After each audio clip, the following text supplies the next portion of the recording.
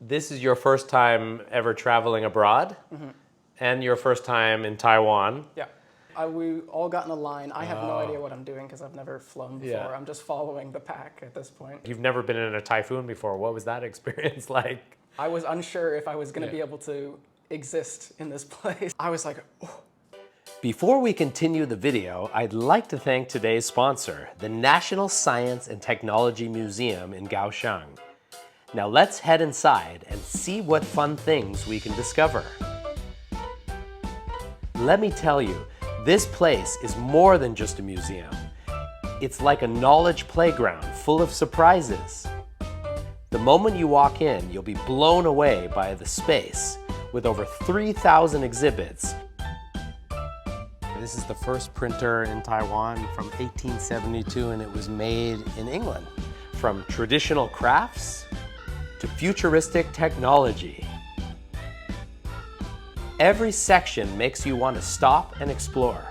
You can operate robots with your own hands, experience future transportation, and even experience an earthquake on the simulation platform. Oh my God. This actually feels pretty real. Learning the science behind it all while having fun. One of my favorite parts is the interactive displays. They are so entertaining that even adults can't get enough of them. There are also all kinds of hands-on workshops, so parents can join their kids to create together and enjoy some quality family time.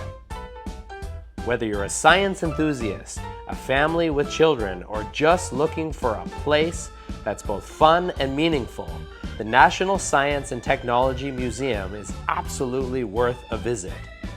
Now, let's get back to the interview. Cole Fogel here today, and today I am with yet again another special guest. I think actually very special because your great uncle, which is a man named John that I have interviewed on different occasions, who's a very interesting fellow. And what is your name, sir? I am Zach.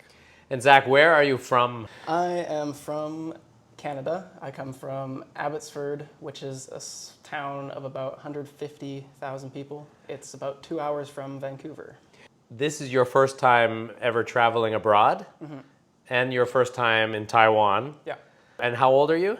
18. What is the reason why you came to Taiwan? Like, what brought you here? So I had just graduated high school, and my grandma, who is John's sister, they were calling each other video call, and she was coming down to my graduation, and John was like, oh, what's Zach doing after high school? And he found out I was doing nothing and said, hey, come over here. It's your first time traveling abroad. You're 18. I can't even imagine at 18 like traveling to Asia. I know it sounds scary to me. Like I was 21 when I first came here, which is also young. Was the language a problem, or did you find people were helpful when you arrived in the Taoyuan airport? Yeah, super helpful. Like more than I had expected. And I actually got stuck for like an hour because I forgot to fill in my new arrival card or something. Yeah. We all got in a line. I have no idea what I'm doing because I've never flown before. Yeah. I'm just following the pack at this point. And I realized, oh, everybody's getting out these forms. I don't have one. Uh-oh. Oh boy. I called over somebody who was working there, and she yeah. helped me fill it out online. Were you picked up by John, or did Yes, you? I was picked up by John. He was waiting, which was nice. You had never literally met John before, right? No. We had called, like FaceTime. You did a video twice. call. Oh, twice. When we stepped off the MRT, it was my first time in Taiwan in a room that wasn't climate controlled.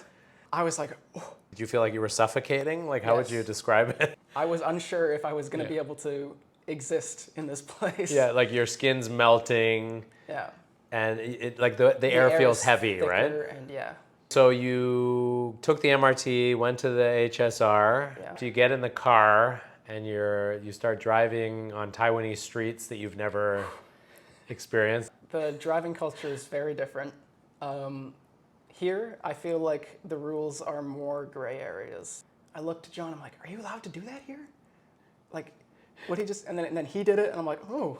So then you arrived eventually at the farm? Or We here? went to here first. Okay, at the cafe. Yiling at the 105, Liuogui, Kaohsiung. I was working either doing bread or with John doing carpentry thing. All right, so you learned how to make bread, and then you were on John's farm, and you were learning carpentry and like building and stuff. Yeah. What was the first thing he had you doing? A lady had come and dropped off a bunch of doors to be recycled, so I was sanding Sanding the them, doors? taking them apart. Like, if the hardware was good, we'd keep the hardware, but if the wood was good and the hardware was bad, we'd remove the hardware. Wow. And keep the wood. So this was like a working holiday in a sense. Like you finished school, you finished high school, you aren't sure what direction you want to go in life. You came here and John put you to work because John always has work. Have you learned a lot since you've been with John? Yes. Like definitely all sorts of like different cement skills. and paper Cement, walls. Yeah. You guys went on a trip kind of from Kaohsiung around to Kending and Taidong. Yeah. We visited some of their Chinese medicine friends, Oh, cool. which was really neat. I was given sort of, I think, a plum sugar ball or something. Yeah. I think it's supposed to clean your mouth after you've taken medicine, but Oh. I didn't get any actual medicine, so. What was the most interesting food that you've tried since you've been here? Was there anything strange that you've never eaten before? I would say the way Taiwanese people eat meat in general is just completely strange to me. When I barbecue a chicken, it doesn't have a head, it doesn't have feet, it doesn't have organs, but they do the whole chicken. And they'll even eat parts of the head, right? Parts of the head, they'll eat heart and liver and Yeah, whatnot, chicken and, bum. Yeah, and the feet. Did you try any of that? I tried some of the organs, like the heart and liver. I couldn't do the head or the feet. Oh, I did pork intestine. Ooh, interesting. What was that like? Did you like it or not like it? I didn't like it. I didn't know what it was when I first tried it because John wouldn't tell me. In North America, we don't eat organs and things.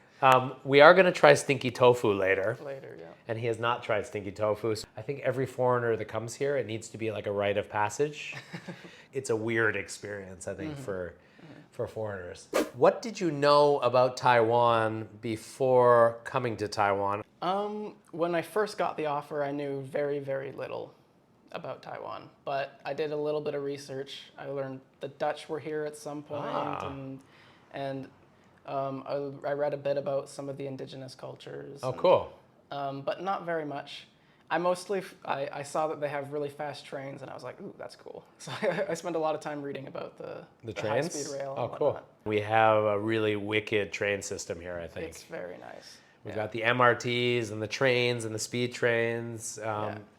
People don't really talk about enough is how good the train system is here. Yeah. Did you experience the beaches? Yeah, we went to a park where there was a big lighthouse. I don't remember the name. Oh, of the okay. park. That's like, I can't think of it in my mind now. I should know this by now, but famous lighthouse area. Famous lighthouse area. And me and John walked around. There's a jungle area. Like a path that you can walk around? Yeah, and there's a beach. And we actually saw snakes there, Whoa. which I'd not seen. I didn't know what it was at first. I saw it, I was like, oh, a snake. And John kind of looks and he's like, oh, that's very poisonous. And I'm like, oh.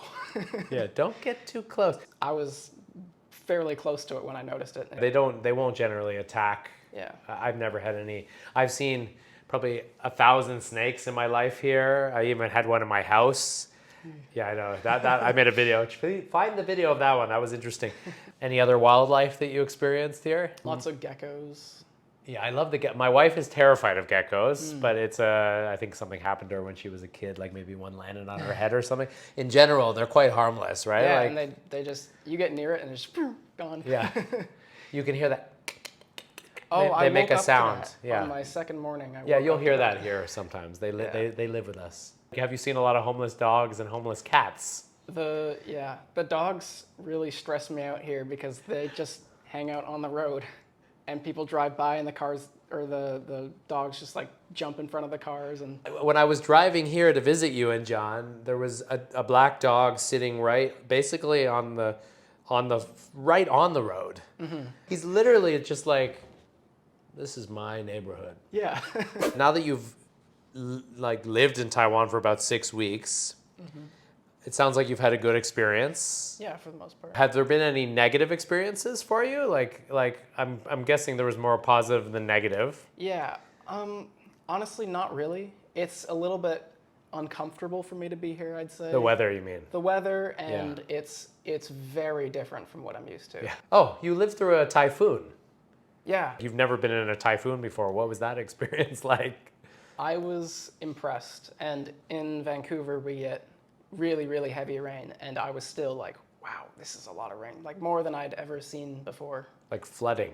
Flooding and really heavy wind in some places. Yeah. And yeah, I was just like, wow. And I was also like a little bit upset because like all around me there's like people getting their houses flooded, or It's scary, yeah. stuff Trees falling on them. down. People, I don't know, I think 6 people died or something. Yeah, I which heard. is Yeah, it's terrible. in this neighborhood, right, or somewhere Not far from here. Not far from here. Yeah. Did you fear for your safety at any point, or did you feel like you were with John? And if you know John, he's a fearless old man that acts like a young man that probably said, don't worry about it. If we get washed away, I've got a boat. You know, he's pretty chill, right? Yeah, and where we are, we weren't worrying about flooding. You were in a safe spot. Yeah. We were talking off camera that you would consider potentially going to school here. Yeah, well, in Canada, university is so expensive. The government here has scholarships for foreigners. So do you think you would consider it? I would consider it. I think if I really, really wanted a degree, Yeah. Taiwan would be a really, really good option for me to pursue that. If you really, really wanted a degree, do you have any idea what you would want that degree to be? No, and that's why I say that, is because I really don't know yet. What message would you give to other 18-year-olds that don't know? Don't let people tell you that it's not okay, because that's just going to stress you out. It's going to make you more stressed. Yeah. And also, don't try to make everybody happy, because that will never work. 100%. Yeah. I love that you understand that at 18, because I don't think all 18-year-olds, I think it's so easy to feel pressured by parents, society, friends to do something that doesn't resonate with you, and then you end up growing into a life that you're not happy with. Yeah. And then you live in regret, and then what's the point in that? So you might as well do what lights you up. So what does light you up? Like, do you have anything that you are passionate about now at the age of 18? I like to play music. I'm sort of into urban design and cities, how they work, and how like you can use things like public transit and public spaces to make your cities better. And that's why you were stuff interested like in the trains in Taiwan yeah. because of that. Oh, cool. Yeah. So you might be part of the movement of making our cities look more beautiful wherever that is. Cool. Now that you've had this experience, do you feel like you'll still be the same Zach, or do you feel like you've become a different person from this experience? I'm the same Zach, but I think I'm more accepting. I think this being dumped into a completely different culture has given me the ability to just be like, oh, okay, just go with the flow. Really appreciate chatting with you, and I know that you're kind of a shy fellow, and I think sharing yourself on camera, I appreciate that. Anyways, have a wonderful morning, afternoon, or evening, wherever you are, and I will see you in the next one.